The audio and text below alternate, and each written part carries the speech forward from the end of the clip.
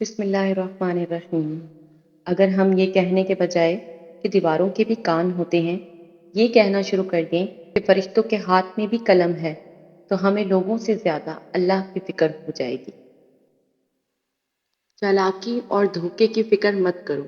اگر کچھ لوگ تمہیں جال میں پھنسانے کی کوشش کرتے ہیں اور تمہیں ایذا پہنچاتے ہیں، تو اللہ بھی ان کو جال میں پھنسا رہا ہے۔ کنواں کھودنے والے کنویں میں گر جاتے ہیں۔ کوئی برا آدمی سزا پائے بغیر نہیں رہتا، اور اچھائی جزا پائے بغیر نہیں ہوتی۔ حق پر یقین رکھو اور باقی جو ہوتا ہے ہونے دو۔ کہا گیا کہ لوٹ جاؤ وہیں جہاں تمہاری قدر ہو، اور پھر میں اللہ کی طرف لوٹ گئی۔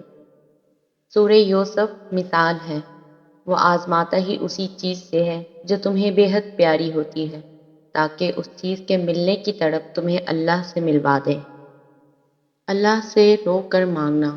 جو کچھ بھی تم اللہ سے رو کر تڑپ کر مانگتے ہو، دیکھنا ایک دن حقیقت میں تمہارے سامنے ہوگا۔ کن کی منزل۔ دعاؤں سے تقدیر کے رخ موڑ دیے جاتے ہیں۔ تم خالی ہاتھ کبھی نہیں لوٹائے جاتے، بلکہ تمہاری تڑپ اور تمہارا یقین تمہیں کن کی منزل تک لے کر جاتا ہے، ایسی منزل جہاں صرف معجزے ہوتے ہیں۔ پریشان دل۔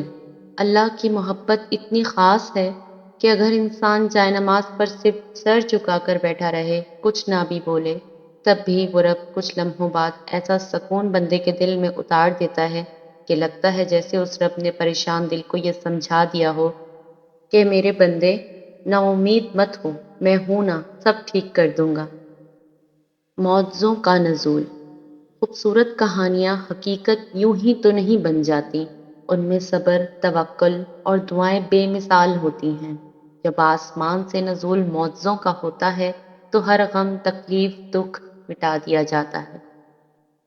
یہ جو تمہارا نفس ہے، تم اگر اسے خیر میں مصروف نہیں کر لیتے تو یہ تمہیں شر میں مصروف کر لے گا۔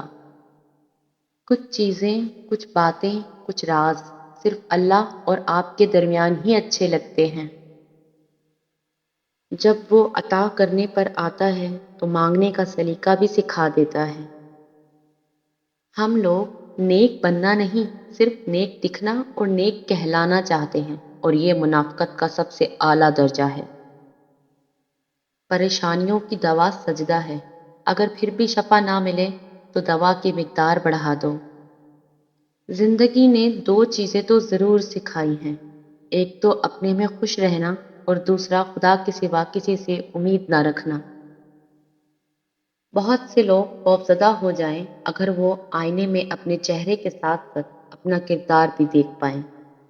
نیت کتنی بھی اچھی کیوں نہ ہو، دنیا تم کو تمہارے دکھاوے سے جانتی ہے، اور دکھاوا چاہے کتنا بھی اچھا کیوں نہ ہو، اللہ تمہیں تمہاری نیت سے جانتا ہے۔